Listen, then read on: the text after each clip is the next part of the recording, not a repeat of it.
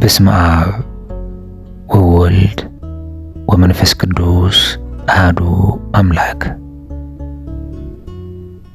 የንጹሕ ልብ ምልክቶች በብፁዕ ቅዱስ አቡነ ሽኖዳ ሳልሳዊ። ውድ ምክረ ቅዱሳን ቤተሰቦች፣ እንደ እግዚአብሔር ቅዱስ ፈቃድ ወደ እናንተ ይዘን የቀረብነው የንጹሕ ልብ መገለጫ የሆኑ ምልክቶችን እንዲሁም የንጹሕ ልብን ጥቅም በሰፊው እናያለን። ላይክ በማድረግ እንዲሁም ሼር በማድረግ ይጀምሩ። የንጹሕ ልብ ምልክቶች። ቅን ልብ ንጹሕ ልብ ነው፣ በልቡም ሽንገላ የሌለበት ይላል መዝሙረ ዳዊት ምዕራፍ 31 ከቁጥር 2። በልቡም ሽንገላ የሌለበት። እንዲሁም ቅን ልብ ያለው ክርስቲያን 4 ገጸ ባህሪያት አሉት። የመጀመሪያው ቅን ልብ እግዚአብሔርን በሙሉ ልብ ያገለግላል። በመጀመሪያ ደረጃ ቅን ሰው እግዚአብሔርን የሚያገለግለው በልበ ሙሉነት ነው። በተቃራኒው ግብዝ ሰው ታዛዥነትን ያሳያል እንጂ አይተገብርም። በአፋቸውም አንተ ቅርብ ነህ፣ ከልባቸው ግን ሩቅ ነህ ኤርምያስ 12 ከቁጥር 2 እንደሚል። ግብዝ ሰው የሚያመልክ ዓይን አለው፣ ነገር ግን ባዶ ልብ አለው። ግብዝ ሰው የሚያመልክ ዓይን አለው፣ ነገር ግን ባዶ ልብ አለው። የቅን ሰው ምርጡ ጎኑ ውስጡ ነው።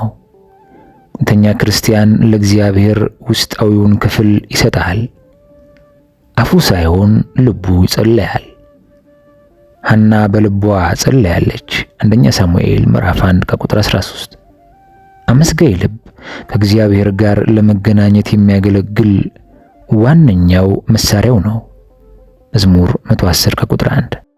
ከዚያም በልባችን ለጌታችን ስንዘምር ሁሉ ነገር በጣም ጣፋጭ ይሆናል ማለት ነው። ቅን ክርስቲያን እግዚአብሔርን በፍጹም ልብ ያገለግላል። መዝሙር 118 ከቁጥር 2። ግብዞች 2 ልብ አላቸው። ለእግዚአብሔር የሚሆንና ለኃጢአት የሚሆን ልብ አላቸው። ልባቸው ተከፈለ ይላል ሆሴዕ 10 ከቁጥር 2።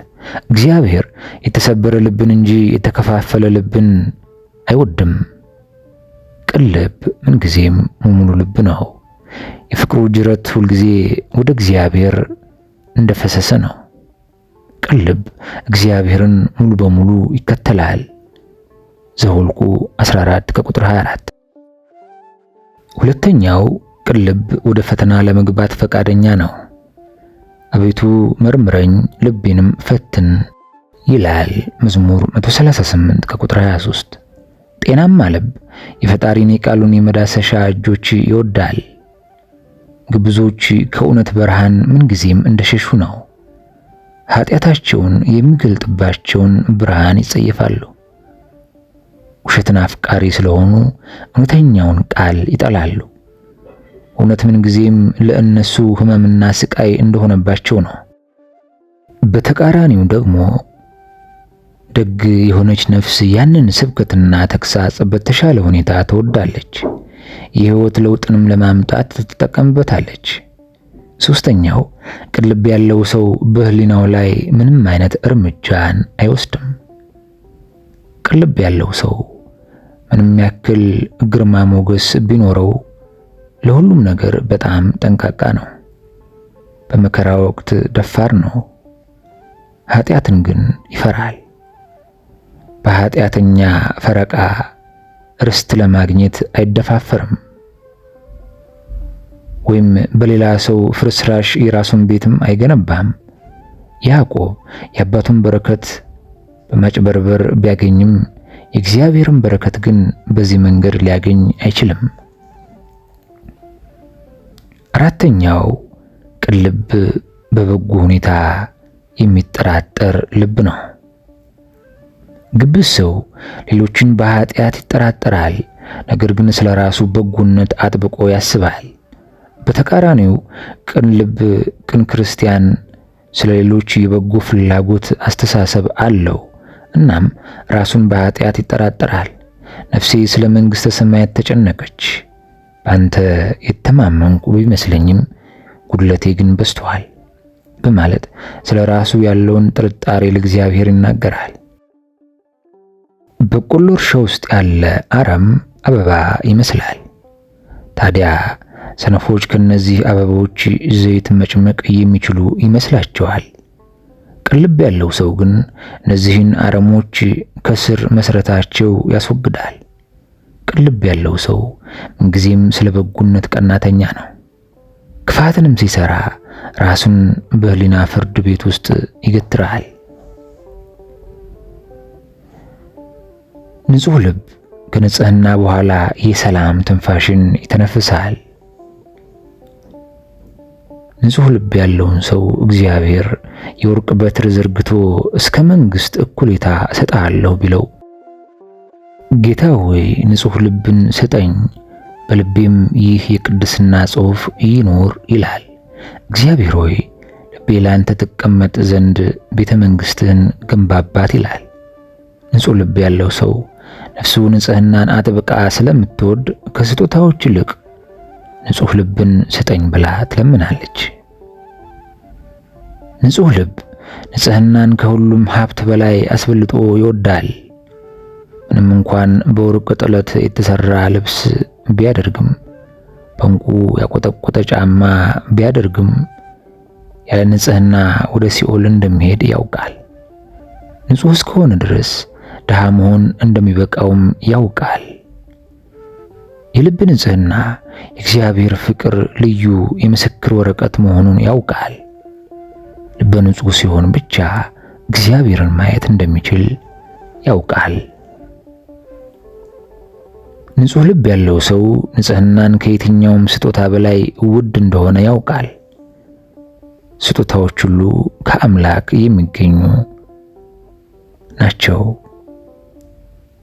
ንጹህ ልብ ከእንቁ የበለጠ ነው። አንቺ ሴት እምነትሽ ታላቅ ነው ብሏል ማቴዎስ ወንጌል 15 ከቁጥር 28።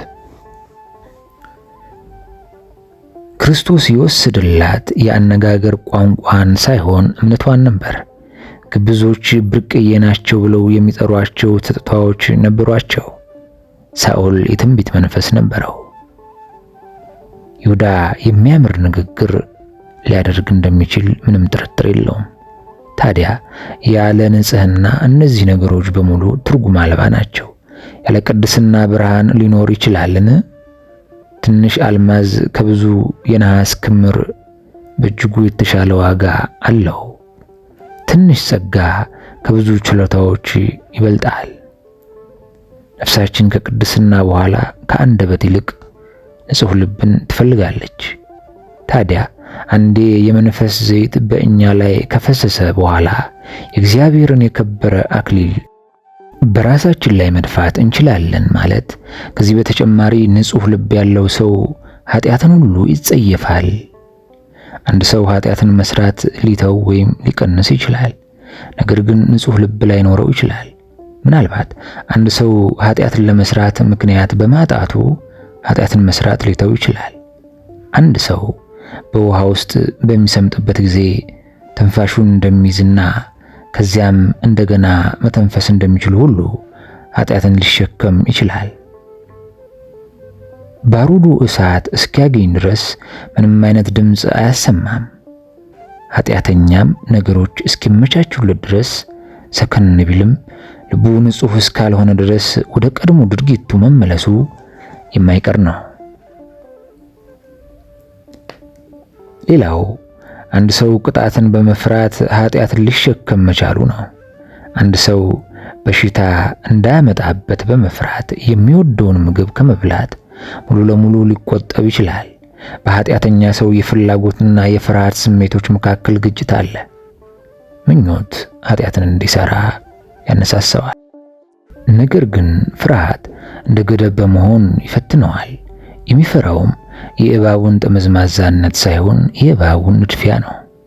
እንደገና አንድ ሰው ኃጢአትን ሊተው ይችላል፣ ነገር ግን ንጹህ ልብ ላይኖረው ይችላል።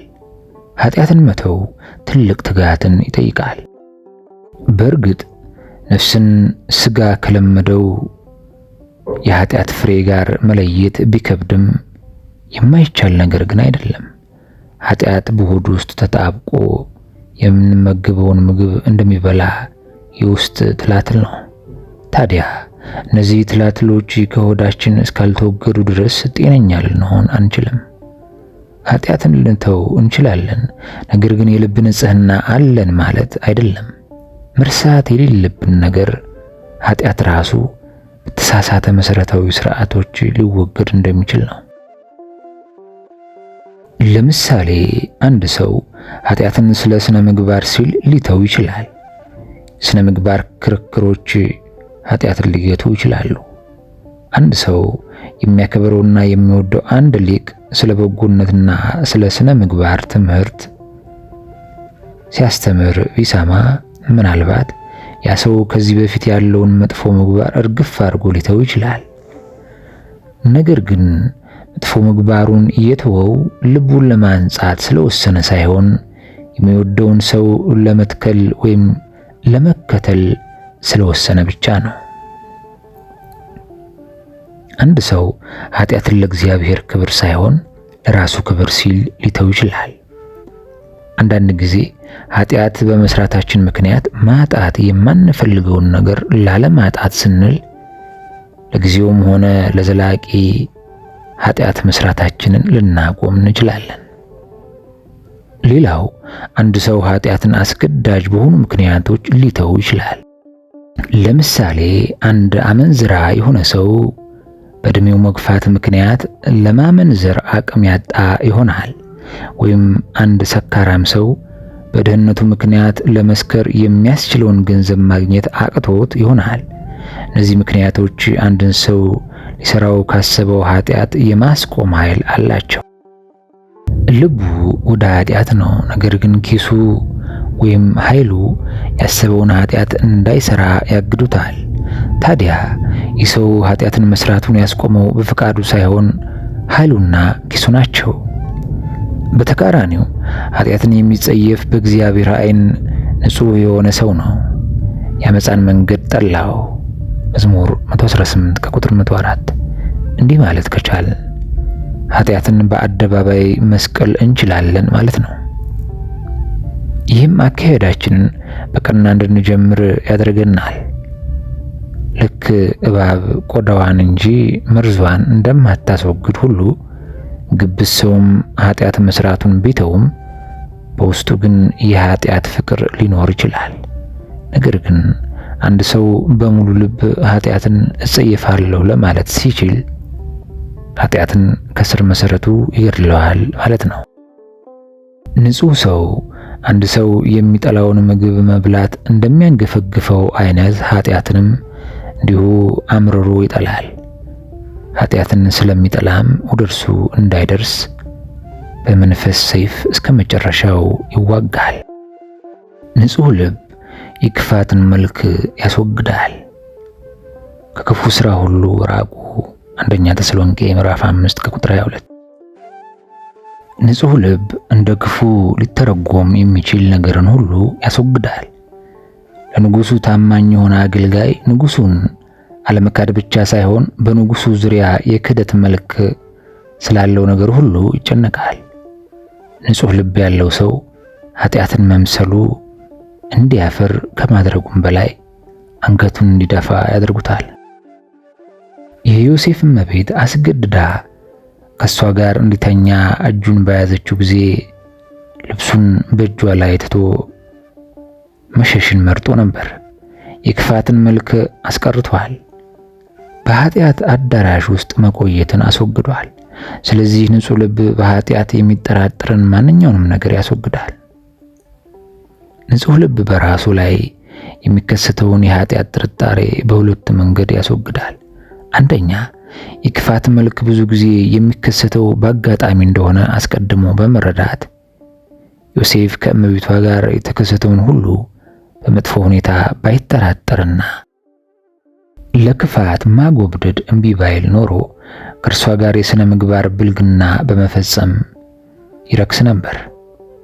አንዳንዶች አዲስ ነገር ከማወቅና በውስጣቸውም ከተነሳሳው ጉጉት የተነሳ የክፋትን ወሬ ለማዳመጥ ጆሮአቸውን ይሰጣሉ። ታዲያ በመጨረሻ ጉልበታቸው ለኃጢአት ለመንበርከክ እምቢ አልልም ይላቸዋል። ጆሮን የሚያሳክክ የሐሰት አስተማሪዎችን ትምህርት ለመስማት ጆሮአቸውን ይዘው ይሄዱና በጭንቅላታቸው ውስጥ መቅሰፍትን ወደ ቤታቸው ይዘው የተመለሱ ብዙዎች አሉ።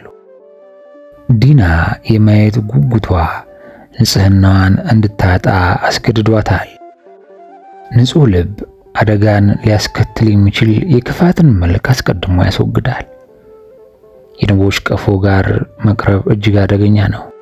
ወደ እቶኑ የቀረቡ ሰዎችም ተቃጥለዋል። ዳንኤል 3 ከቁጥር 22።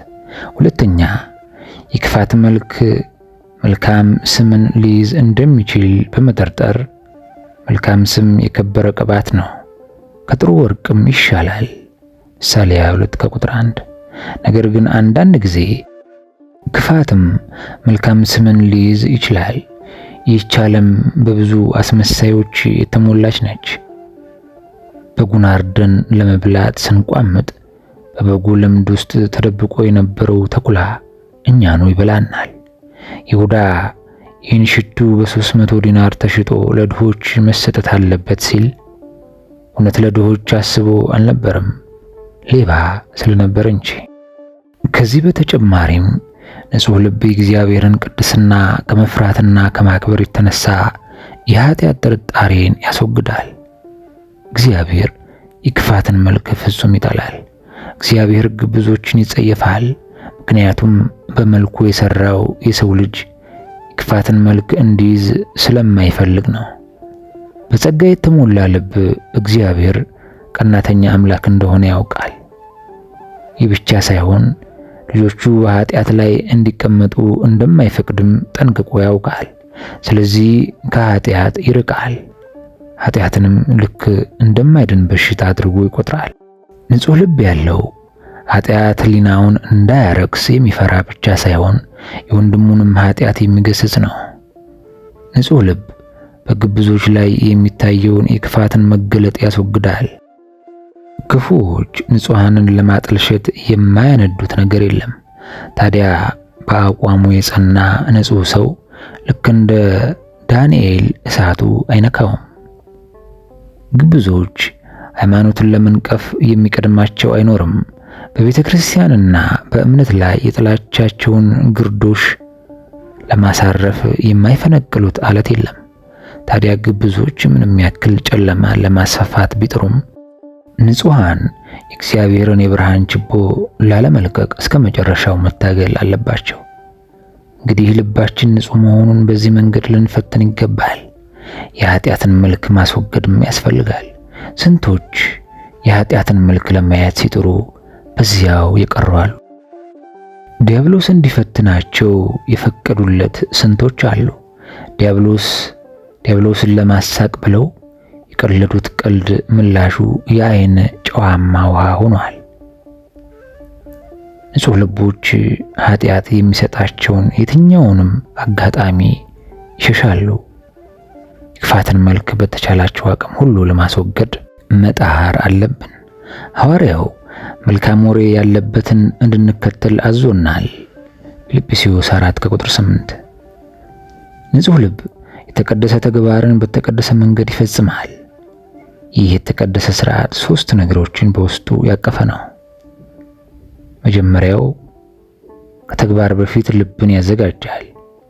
ሁለተኛው ልብን መመልከት እንደ ግዴታ ይቆጥራል። ሶስተኛው ውጫዊ ገጽታውን ይጠብቃል። ከተግባር በፊት ልብን ያዘጋጃል ማለት ያልተቀደሰ ልብ ስለ ስነ ስርዓት ግድ የለውም። ያለ ዝግጅት ይመጣል፣ ያለ ትርፍ ያልፋል። በሌላ በኩል ንጹሕ ልብ የተዘጋጀ ልብ ነው። በምርመራና በጸሎት ወደ ግዴታው ከመምጣቱ በፊት ራሱን ይለብሳል። አፈር በጥሩ ሁኔታ ካልታረሰ ዘር ለመቀበል ተስማሚ አይሆንም። ልብን መመልከት እንደ ግዴታ ይቆጥራል ማለት ቅዱስ ልብ በመንፈስ ለመነካትና ለመሰራት ይደክማል። የቅዱስ ሰው ልብ በውስጡ ሲቃጠል ሊሰማው ይገባል። ያለ እሳት ምንም መስዋዕትነት አይኖርም። በጥንት ጊዜ እግዚአብሔር መስዋዕትን መቀበሉን የሚገልጸው በእሳት ነበር። ንጹሕ የሆነ ሰው በሥራው ልቡ እንዲሰበር ይደክማል። የዕጣንም ጣፋጭ መዓዛው ከውስጡ የሚወጣ ሲሰበር ነው። ንጹሐን ያልሆኑ ነፍሳት እግዚአብሔርን የሚያገለግሉት በምን አይነት መንገድ እንደሆነ አይጨነቁም። እምነታቸው ሳይሆን ልቦናቸው ያዘዛቸውን ለማድረግ ይፈቅዳሉ። በቤተ ክርስቲያን መቃብር ውስጥ ካሉ ሙታን ባነሰ መልኩ ሥርዓትን አያከብሩም። ውጫዊ ገጽታን ይጠብቃሉ ማለት የልብ ንጽሕና ራሱን የሚገልጸው በተከበረው የሰውነት አቀማመጥ ነው። ዓይንና እጅን በማንሳት እንዲሁም ጉልበትን በማጠፍ ነው። እግዚአብሔር ሕግን በሰጠ ጊዜ ተራራው በእሳት ነዶ ይንቀጠቀጥ ነበር። ዘጸአት 19 ከቁጥር 18። እግዚአብሔር ይህን ያደረገበት ዋና ምክንያት ሕዝቡ በጌታ ፊት በአክብሮት እንዲሰግድ ነበር። ሕጉ ያረፈበት ታቦትን ሌዋውያን እንዳይነኩት በእንጨት ላይ ተሸክሞት ነበር። ይህም እግዚአብሔር ቅዱስ ነገሮችን ብቻ እንደሚወድ ሲያሳየን ነው። ለእግዚአብሔር ነፍሳችንን ብቻ ሳይሆን ሥጋችንንም አሳልፈን መስጠት አለብን። ጌታ በአምልኮ ውስጥ የምንጠቀምበትን አኳኋንና እንቅስቃሴ ያስተውላል። አንድ ሰው ልመናን ለንጉሡ ሲያቀርብ ቀልድ ሳይቀላቅል መሆን አለበት። አንዳንዶች በግዴለሽነት ለእግዚአብሔር የሚሰጡት አክብሮት ጥሪያቸው እንዳይሰማ እንደሚያደርግባቸው አያውቁም። እውነተኛ ክርስቲያን ግን እግዚአብሔር ስላሉት አስፈሪ ግርማ ሊያስብ ይገባል። የተቀደሱት መላእክት አንዱም ለአንዱ ቅዱስ ቅዱስ ቅዱስ የሰራዊት ጌታ እግዚአብሔር፣ ምድር ሁሉ ክብሩ ተሞልታለች እያለ ይጮህ ነበር። አስተውሉ። ቅዱስ ልብ ምንጊዜም የተቀደሰ አቋም ይኖረዋል። ንጹሕ ልብም ንጹሕ ሕይወት ይኖረዋል። ወንድሞቻችን ሆይ እንግዲህ ተስፋ ያለን ስለሆነ ራሳችንን እናንጻ፣ ሥጋችንን አናርክስ፣ ነፍሳችንንም አናሳድፍ። እግዚአብሔርን በመፍራት የምንቀደስበትን እንስራ። ሁለተኛ ቆሮንቶስ 7 ቁጥር 1። ቅዱስ ልብ ባለበት ቦታ ሁሉ የተቀደሰ ሕይወት ይኖራል። አንዳንዶች እግዚአብሔርን ያመሰግናሉ፣ ጥሩ ልብም አላቸው። ነገር ግን ሕይወታቸው በክፋት የተሞላ ነው።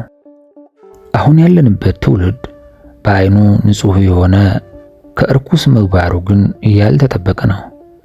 አንድ የተበከለን ወንዝ ችግሩ ከምንጩ ሊሆን እንደሚችል መጠርጠር ይገባናል። አሮን እግዚአብሔር ቅዱስ ተብሎ ተጠርቷል። አሮን ቅዱስ የሆነ ልብ ብቻ ሳይሆን ግንባሩ ላይ ቅድስና ለጌታ ተብሎ በወርቅ የተጻፈ ጽሑፍ ነበረው።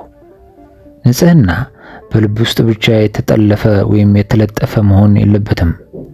ነገር ግን በሕይወት ላይ የተቀረጸ መሆን አለበት። አስታውሱ፣ ጸጋ ከሁሉም በላይ ነው። ጸጋ ብቻውን ሳይሆን የወርቅ ጨረሮቹ ጋር ወደ ውጭ ሲያበራ የበለጠ ቆንጆ ነው። በእጅ ላይ ያለ ሰዓት በውስጡ ካለው እንቅስቃሴ በተጨማሪ በእጃችን ምክንያት ውጫዊ እንቅስቃሴም አለው። እንዲሁ የልብ ንጽሕናም ውስጣዊ ብቻ ሳይሆን ውጫዊ ገጽታውም ያማረ መሆን አለበት። አስታውሱ፣ ንጹሕ ልብ ስለ እግዚአብሔር ትናገራለች ይላል። ልቡ በአንደበቱ ላይ ትታያለች። ልቡ ንጹሕ የሆነ አንደበቱ ጣፋጭ ነው። እንዲሁ ንጹሕ ልብ ከእግዚአብሔር ጋር ትመላለሳለች። የመላእክትን ሥራ መስራቱን፣ እግዚአብሔር ማመስገኑን፣ እግዚአብሔርን ማገልገሉን አያቆም። ክርስቶስ በምድር ላይ እንዳደረገው አይነት ኑሮን ለመኖር ጥረት ያደርጋል። ንጹሕ ልብ ያለው ቅዱስ ተግባራት ወደ ሰማይ የሚያደርስበት የያዕቆብ መሰላል እንደሆነ ይረዳል።